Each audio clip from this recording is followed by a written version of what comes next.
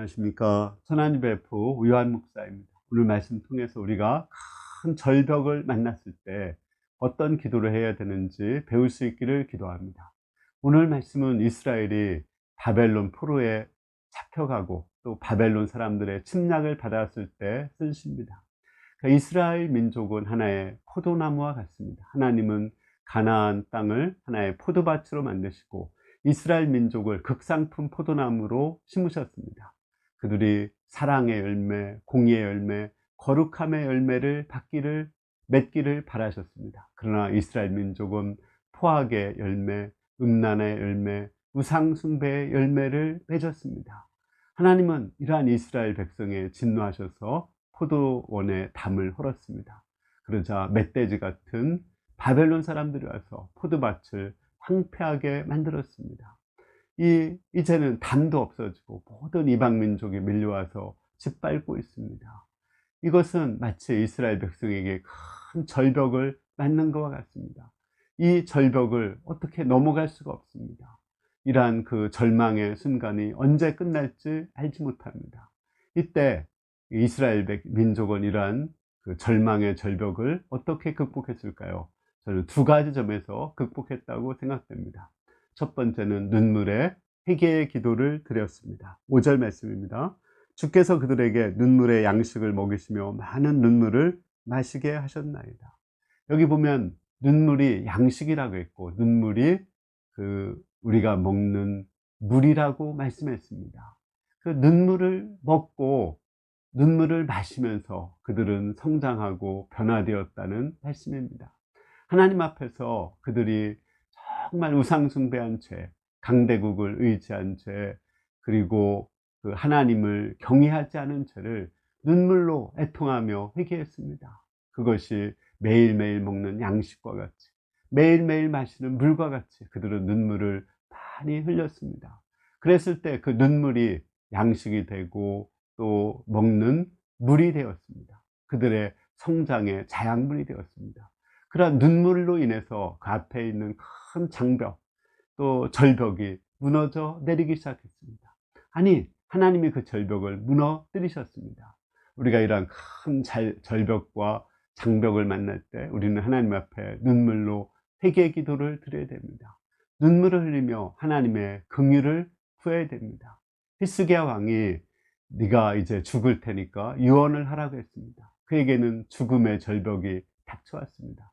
그때 히스기야는 하나님께 통곡을 하고 벽을 향해서 눈물을 흘리며 기도했습니다. 하나님은 히스기야의 그 눈물을 보시고 그의 수명을 15년을 연장시켜 주셨습니다.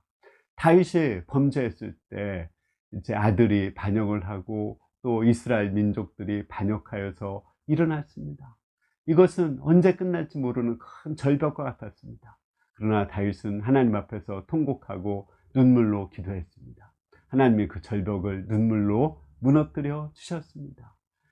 베드로는 예수님을 3번이나 부인하고 또 저주하고 맹세하면서 부인했습니다. 이제 그에게는 엄청난 수치와 또 하나님의 심판만이 기다리고 있었습니다.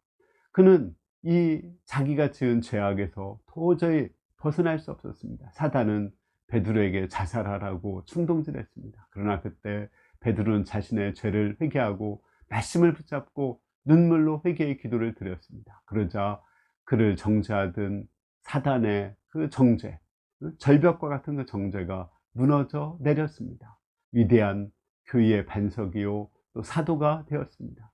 우리가 절벽을 만났을 때 눈물로 양식을 삼고 눈물로 물을 삼으면서 하나님께 기도를 해야 됩니다. 그러면 하나님이 친히 그 절벽을 무너뜨려 주십니다. 두 번째는 예수 그리스도를 의지해서 기도를 해야 됩니다. 17절에서 19절입니다. 주의 오른쪽에 있는 자 곧 주를 위하여 힘있게 하신 인자에게 주의 손을 얹으소서. 그리하시면 우리가 주에게서 물러가지 아니하리니 우리를 소생하게 하소서. 우리가 주의 이름을 부르리이다. 만군의 하나님 여호와여 우리를 돌이켜 주시고 주의 얼굴의 광채를 우리에게 비추소서. 우리가 구원을 얻으리이다. 지금 이스라엘 민족은 주님의 우편에 계시는 인자를 생각하며 기도하고 있습니다. 인자에게 힘을 얹어달라고, 인자를 위해서 우리를 구원해 달라고 바라고 있습니다. 하나님은 이스라엘 민족을 메시아를 보내고자 선택을 하셨습니다. 주님 앞에 있는 인자는 바로 메시아입니다.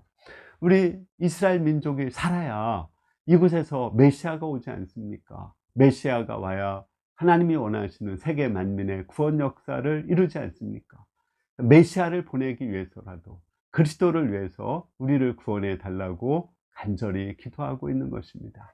물론 우리가 죄를 지었을 때 정말 염치가 없습니다. 회개하려고 해도 염치가 없습니다. 사단의 고소가 맞는 것 같습니다. 차라리 자살해서 죽으라고 하는 그 말이 양심적으로 더 맞는 것 같고 합당한 것처럼 여겨집니다. 그러나 우리에게 우리의 변호자가 있습니다. 나를 위해서 죽으시고 나를 위해서 모든 그 저주를 대신 감당하시고 모든 죄값을 피로 치르신 그 예수님을 있습니다. 우리 예수님을 의지해서 예수님의 이름을 위해서 나를 건져달라고 하나님께 기도할 수 있습니다. 예수님의 이름을 힘있게 하기 위해서 나를 구원해 달라고 염치 없지만 기도할 수 있습니다. 그러나 그것이 오히려 뻔뻔스럽지만 담대한 것이고 하나님을 기쁘시게 하는 기도입니다. 결론적으로 우리가 큰 절벽과 같은 절망에 빠졌을 때, 앞이 보이지 않을 때 우리는 눈물로 죄를 회개하며 기도해야 됩니다. 내 죄를 위해서 십자가에 피 흘려 죽으시고 대신 저주받으신 예수님을 의지해서 기도해야 됩니다. 그러면 하나님께서 긍휼을 베풀어 주시고 우리를 구원하여 주실 줄을 믿습니다. 감사합니다.